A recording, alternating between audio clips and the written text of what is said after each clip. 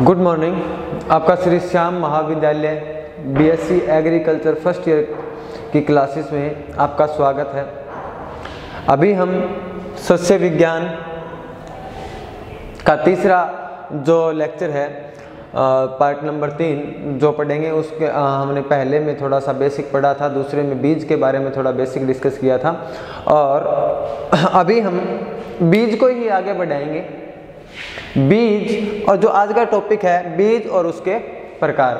बीज की हमने परिभाषा पढ़ ली थी और अच्छे बीज के कौन कौन से गुण होने चाहिए और हमने थोड़ा सा इसके बारे में डिस्कस किया था। ठीक है, अभी आज का जो हमारा टॉपिक है वो बहुत अच्छा लेवल है, किस लिए कि कंपटीशन एग्जाम के लेवल के लिए, और दूसरी चीज़ जो सब्जेक्टिव एग्जाम्स होते हैं उनमें कई बार क्वेश्चन पूछा जाता है इससे, और नॉलेज पॉइंट ऑफ व्यू से बहुत इंपॉर्टेंट चैप्टर रहता है ये। जो चैप्टर है इसका जो ये पार्ट है वो नॉलेज पॉइंट ऑफ व्यू से बहुत इंपॉर्टेंट रहता है। तो देख लीजिए, टॉपिक का नाम सीड एंड इट्स टाइप, या फिर हिंदी में कहेंगे बीज और उसके प्रकार।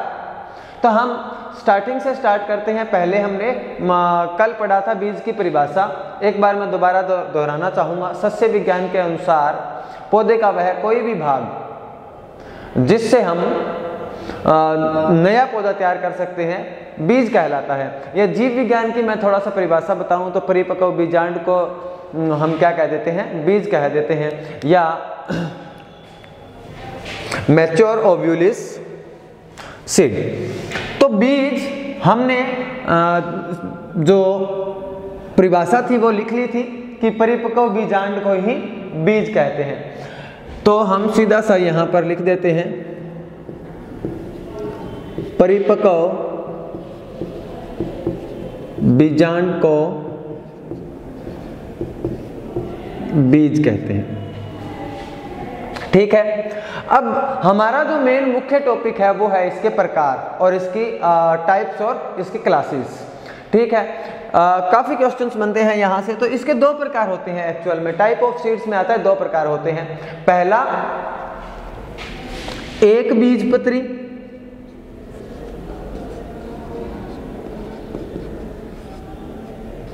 और दूसरा आता है द्विबीजपत्री। एक तो आता है बेटा एक बीजपत्री और दूसरा आता है द्विबीजपत्री। एक बीजपत्री और द्विबीजपत्री में क्या अंतर है और इनकी परिभाषाएं क्या है वो देख लेते हैं थोड़ा थोड़ा। ये क्या है, एक बीजपत्री में एक ही पत्र होता है, यानी कि यूं कह दीजिए कि हम उसका पार्ट को दो पार्ट नहीं कर सकते, सीड के दो पार्ट नहीं कर सकते जो खुद में स्टेबल हो। यानी कि हम यूं कह दीजिए कि देखो एक्चुअल में बीज का क्या काम होता है कि वो अपने अंदर खाना स्टोर करता है, उसकी खुद की ऊपर आवरण होता है जो उसको सुरक्षा प्रदान करता है। ठीक है, अपने अंदर अपना एंडोस्पर्म में खाना स्टोर करता है और उसके बाद में जर्मिनेट करता है। एक बीजपत्री में ऐसा एक ही भाग होता है, यानी कि उसी में तो खाना स्टोर होगा और उसी का आवरण होगा, उसी का एंडोस्पर्म, उसी का एम्ब्रियो, उसी का सीड कोट, ये तीनों उसी के खुद के होंगे और एक ही भाग होगा, अलग नहीं कर सकते।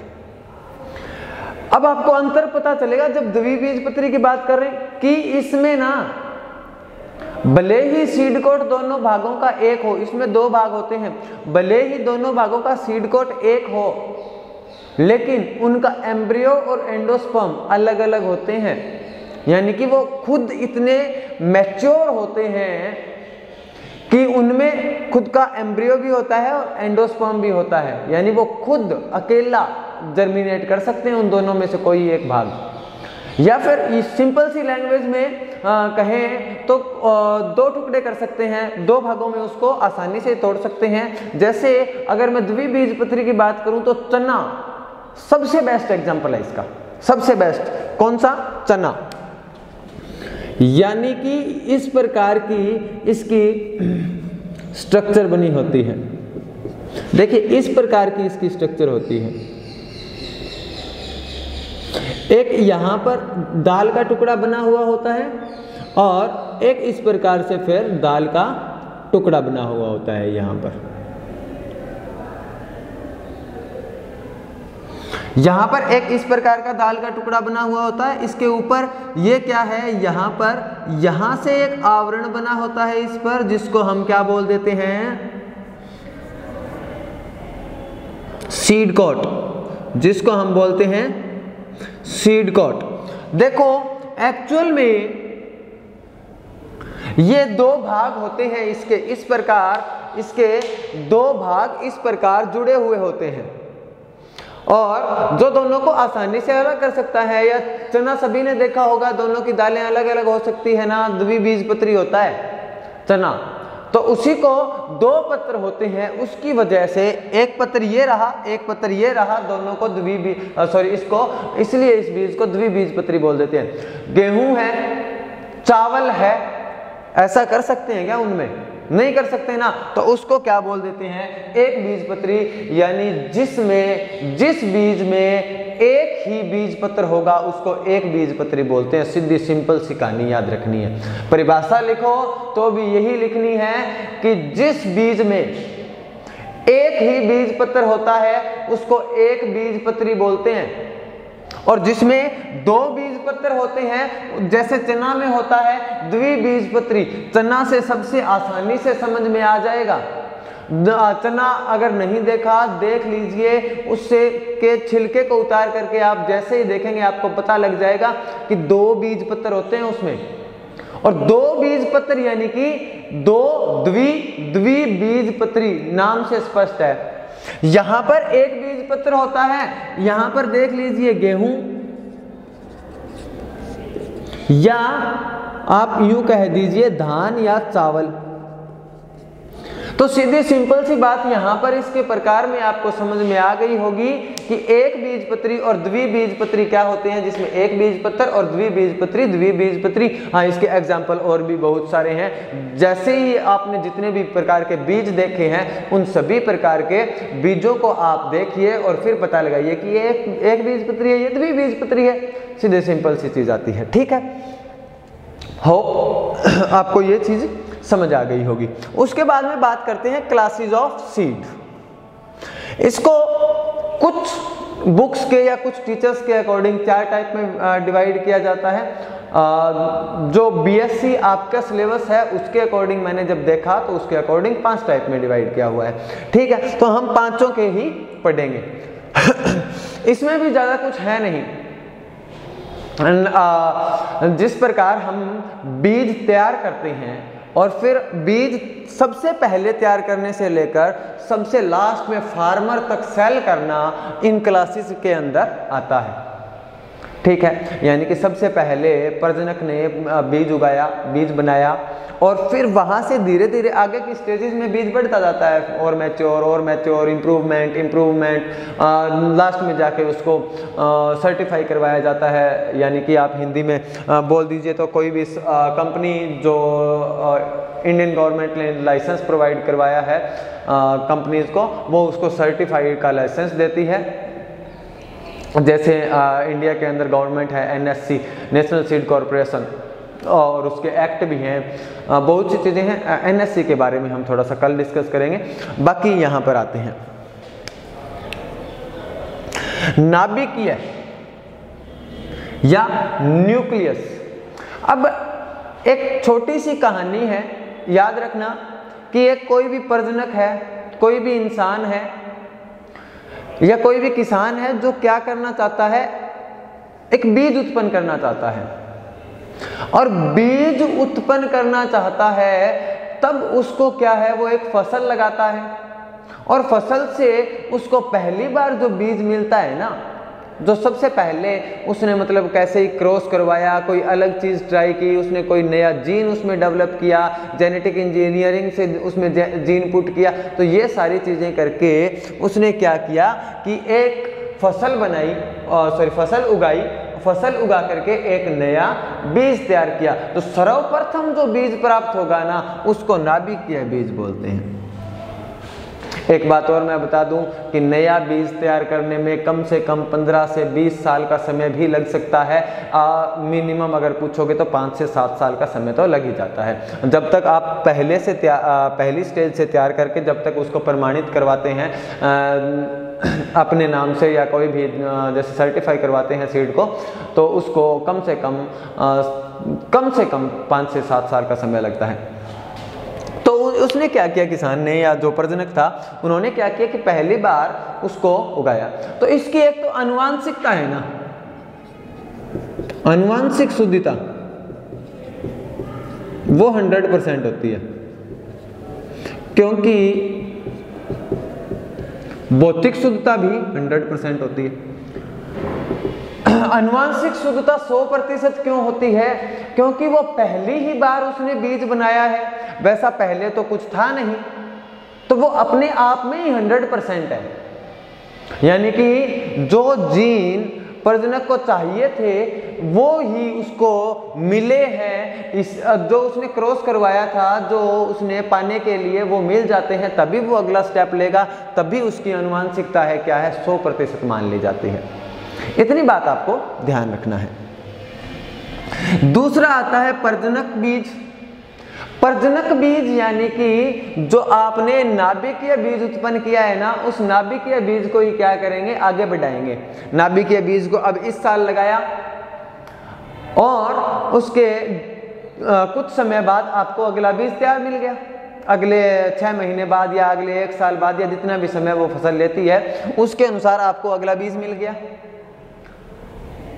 और ये सीधा किससे संबंधित होता है? प्रजनक से संबंधित होता है। प्रजनक कौन? जो बीज उत्पन्न कर रहा है या उस किसान से संबंधित होता है, इसीलिए इसको प्रजनक बीज बोलते हैं। सबसे पहले प्रजनक ने बीज क्रॉस वगैरह करवाया या लैब में तैयार किया, उसकी आनुवांशिक शुद्धता 100% थी। फिर उसके बाद में उसको उसने क्या काम किया कि खेत में उगा दिया। तकरीबन कितने समय के लिए?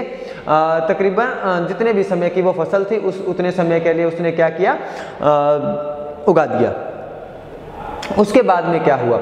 उगाने के बाद में जो बीज उसको उत्पन्न होता दूसरी स्टेज में जो बीज मिलता है उसको क्या बोल देते हैं? Breeder seed. समझ में आया इतनी बात? हाँ, ब्रीडर सीड की या इसको हिंदी में प्रजनक बीज बोलते हैं। इसकी आनुवांशिक शुद्धता होती है वो कितनी होती है? वैसे तो ये NSC डिसाइड करता है कि कितना होना चाहिए, लेकिन ये ऑलरेडी डिसाइडेड है दैट शुड बी मिनिमम 98%। यानी कि मिनिमम 98% का मतलब हो गया कि इसकी आनुवांशिक शुद्धता है वो कम से कम कितनी होनी चाहिए? 98% तो होनी चाहिए। इतनी बात मेरे को आशा है कि आप समझ पाए होंगे।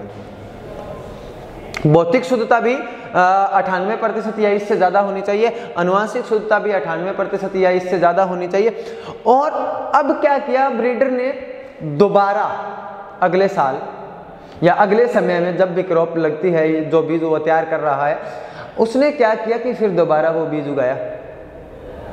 अब उसी जो बीज जो हम प्रजनक बीज जिसको नाम दे रहे हैं, उसी की उसने लाइनें लगाई हैं, यानी कि उन्हीं को कतारों में उसने लगा दिया है। और उसने क्या किया है? आधार बीज तैयार कर लिया है। आधार कोई भी चीज का क्या होता है? बेस होता है। यानी कि जो सबसे पहले जो बीज सक्सीड कर जाएगा तो वो उसका आधार हो गया। अगर अब की बार वो सक्सीड नहीं किया या उसमें कुछ प्रॉब्लम आई, चाहे वो जेनेटिक प्योरिटी है, चाहे और कोई जीन को लेकर है, जो वो जीन इम्प्रूव करना चाहता था, यानी कि जो वो क्वालिटी इम्प्रूव करना चाहता था, वो हो पाई है या नहीं हो पाई है, इन चीज़ों को लेकर अगर वो इम्प्रूव हो जाती है तो अब इस स्टेज में पता चल जाएगा कि हाँ वो इम्प्रूव हो गई है, यानी कि हमें कम से कम एक आधार मिल गया है अपना बीज तैयार करने का। अब क्या है, हमें दोबारा वापस उन स्टेजेस पर नहीं जाना पड़ेगा। ये मान लीजिए कि आप एक गेम खेल रहे हैं जिसमें 5 स्टेज है। अगर पहली में फेल हो गए तो पहली में दोबारा जाना पड़ेगा, दूसरी में फेल हो गए तो भी पहली में दोबारा जाना पड़ेगा, दूसरी में फेल हो गए तो पहली से स्टार्ट करना पड़ेगा।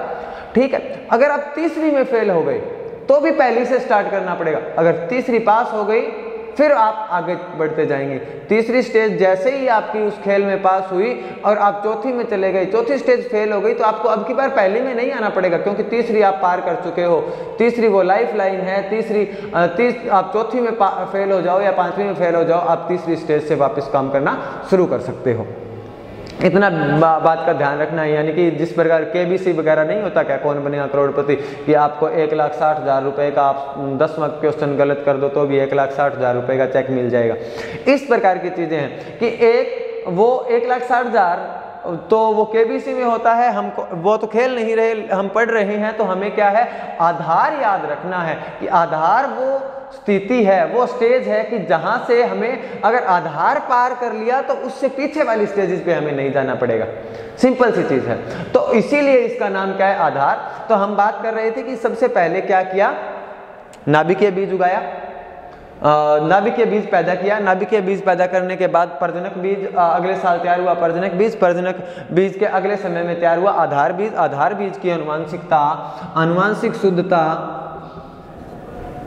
उसके बीज के अनुसार स्थापित की जाती है, लेकिन मैक्सिमम केसेस में 98% यानी 98% ही होती है। और हाँ, इनमें कुछ GI टैग होते हैं। इनके GI टैग क्या होता है, यानी कि अगर कोई बीज प्रमाणित है या कोई पंजीकृत है या कोई आधार है या कोई प्रजनक बीज है, तो उसका लेबल देखने से पता चल जाए कि ये कौन सा बीज है, इसीलिए उसको GI टैग दिया गया है बीजों को। तो इसके अलग अलग रंग होते हैं। अगर प्रजनक बीज है ना वो, और उसकी पैकिंग की गई, देखो न्यूक्लियस नाभिकीय बीज की तो पैकिंग भी नहीं अलाउड है, या पैकिंग भी नहीं कर सकते। प्रजनक बीज में क्या है, इसका जो रंग है वो कैसा होता है, सुनहरा पीला। बहुत इंपॉर्टेंट बात है, याद रखने वाली। बच्चों को वैसे तो अगर 11वीं 12वीं में पढ़ते हैं तो ये याद होता है, सुनहरा पीला। दूसरी चीज आती है आधार बीज। हमने पढ़ा प्रजनक बीज से क्या मिल गया, आधार बीज मिल गया, अनुवांशिक शुद्धता 98%, भौतिक शुद्धता भी इसकी मोर देन 96% होती है।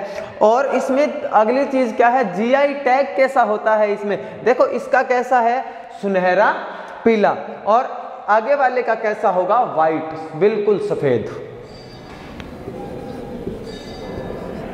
यानी कि अब जो आपने टैग लगा हुआ देखा है ना, जो आप बीज का थैला लाते हो उस पर जो टैग लगा हुआ देखा है ना, वो टैग है, वो हमें बताएगा कि आपका बीज है वो प्रजनक बीज है या फिर आपका आधार बीज है। अगर सफेद रंग है तो आधार बीज है, और अगर सुनहरा पीला रंग है या पीला है, सुनहरा पीला होता है, वैसे प्रजनक बीज कहलाता है।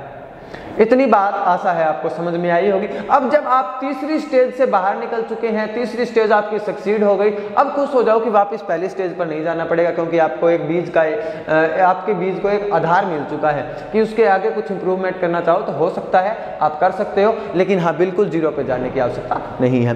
ठीक है, अभी उसके बाद में आएगा पंजीकृत। अब आपने क्या किया कि आधार बीज उगाना शुरू किया।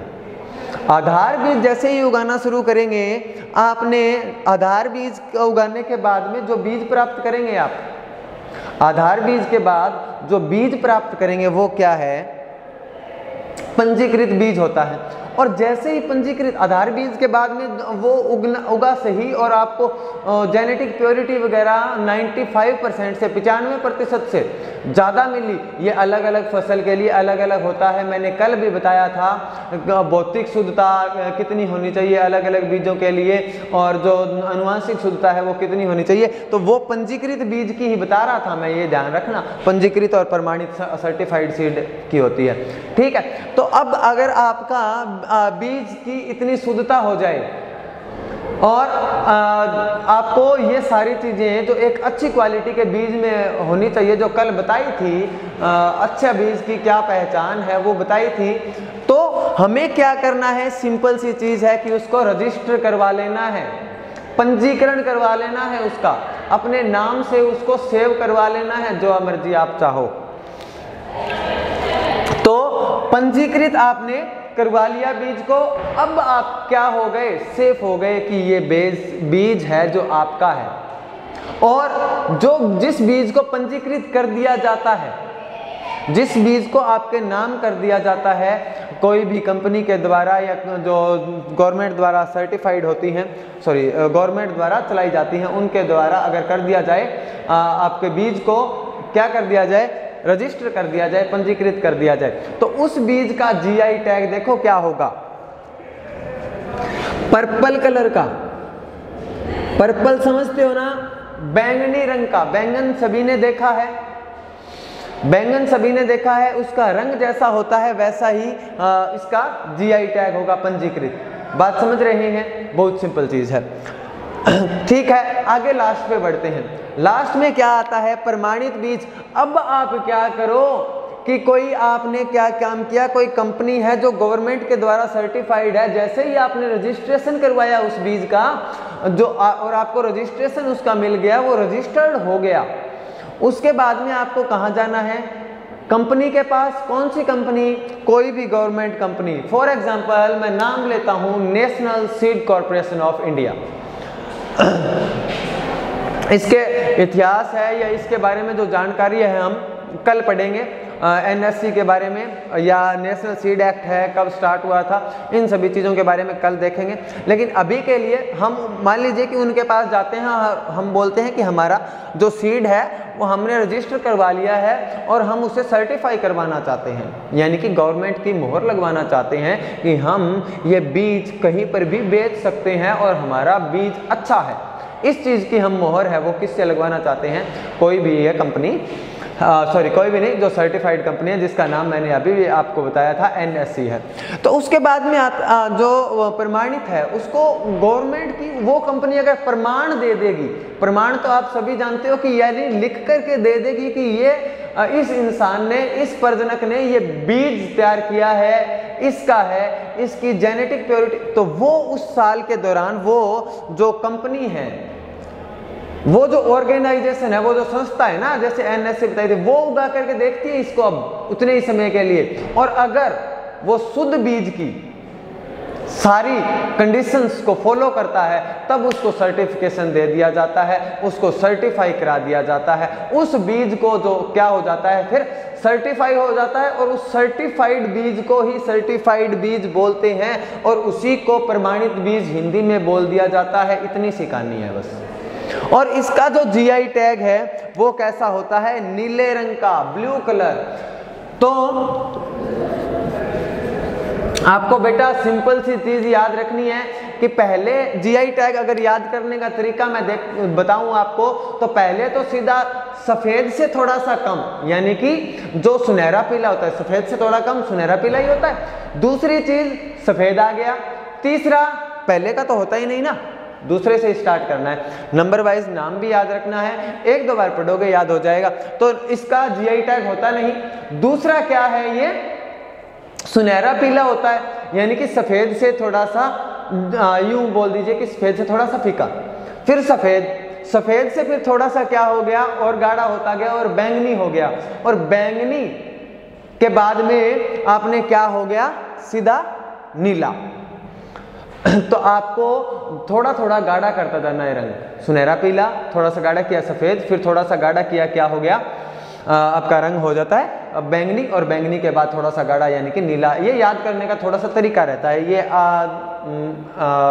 मेंटल अप्रोच बोल दीजिए कि मैंने ऐसे याद किया है, तो मैं आपको ये सजेशन करूंगा कि इस प्रकार से याद कर लीजिए। बाकी इसके अगर आपसे कोई क्वेश्चन पूछे कि सबसे ज्यादा अनुवांशिक शुद्धता जो नाभिकीय बीज की होती है, सभी को पढ़ना है, बहुत इंपॉर्टेंट है ये वाला पोर्शन। ये वाला हमने थोड़ा डिस्कस किया है, इसको कंप्लीट डिस्कस करने के लिए थोड़ा टाइम चाहिए होता है। जब आपकी ऑफलाइन क्लासेज होंगी तब इसको डीप में और डिस्कस करेंगे, लेकिन ये है एक बीजपत्री और द्विबीजपत्री, इसकी परिभाषा बहुत जरूरी है, इसीलिए आपको ये मैंने बीच में बता दिया था। हाँ, क्लासेस के बारे में बताया था, तो स्टार्टिंग में पहले 5 बताए थे, नाभिकीय, प्रजनक, आधार, पंजीकृत और प्रमाणित। इस सभी में क्या बताया कि अनुवांशिक शुद्धता 100% किसकी है, नाभिकीय बीज की। उसके बाद में हमने कहा कि धीरे धीरे प्रजनक है वो आगे आगे काम करता गया, और ये सीधा रेफर करता है जो प्रजनक बीज, वो प्रजनक को जो रेफर करता है वो प्रजनक बीज। उसके बाद मैंने बताया था कि वापस ना जाना पड़े नाभिकीय बीज पर, तो आधार बीज मिल गया। तीसरी स्टेज आ गई गेम की, आधार बीज जैसे ही सक्सीड हुआ उसको आप क्या कर लो, पंजीकृत करवा लो। अगर पंजीकृत वो नहीं होता है, फेल हो जाता है, आपका नहीं हो पाता है अनफॉर्चुनेटली, तो आपको क्या है, नाभिकीय बीज पर जाने की जरूरत नहीं है, आपको आधार बीज से ही फिर दोबारा ट्राई करना है। इस बार आपका सक्सीड हो गया तो आपको पंजीकृत हो गया, पंजीकृत यानी कि रजिस्ट्रेशन हो गया, आपका उस नाम से बीज मिलने लग, जो रजिस्ट्रेशन हो गया, इसका मतलब आप के कई संस्थाओं को बुला सकते हैं चेक करने के लिए कि हमारा बीज सही है या नहीं, किसके अकॉर्डिंग, जो अच्छी कल शुद्धता, अच्छी गुणवत्ता के सीड बताए थे, बीज बताए थे, उसके अकॉर्डिंग। और उसके बाद में लास्ट में था पंजीकृत सीड को कुछ संस्थाएं लेकर के जाती है जिनको आपने इनवाइट किया है अपने बीज को सर्टिफाई करवाने के लिए, और वो संस्थाएं अपने इन्वायरमेंट, आपके बताए इन्वायरमेंट के अकॉर्डिंग उनको ग्रो करेंगी, और अगर वो अच्छे गुण की सारी गुणवत्ताओं को पार करता है तो हम उसको प्रमाणित या सर्टिफाइड बोल देते हैं। तो और दूसरी इंपॉर्टेंट चीज कि इनका जीआई टैग प्लीज याद रखना। तो हमने आज बीज और उसके प्रकार के बारे में पढ़ा था। आशा है आपको मैं समझा पाया होऊंगा। अगर नहीं समझ आया तो प्लीज़ मुझे कमेंट सेक्शन में बता दीजिए। और एक चीज़ और कि आप बच्चे हिंदी मीडियम के हैं या इंग्लिश मीडियम के हैं, इतना कमेंट सेक्शन में और बता दीजिए, ताकि मुझे लैंग्वेज का एक अंदाज़ा रह सके कि मैं कौन सी लैंग्वेज ज़्यादा प्रेफर करूँ। ठीक, थैंक यू वेरी मच।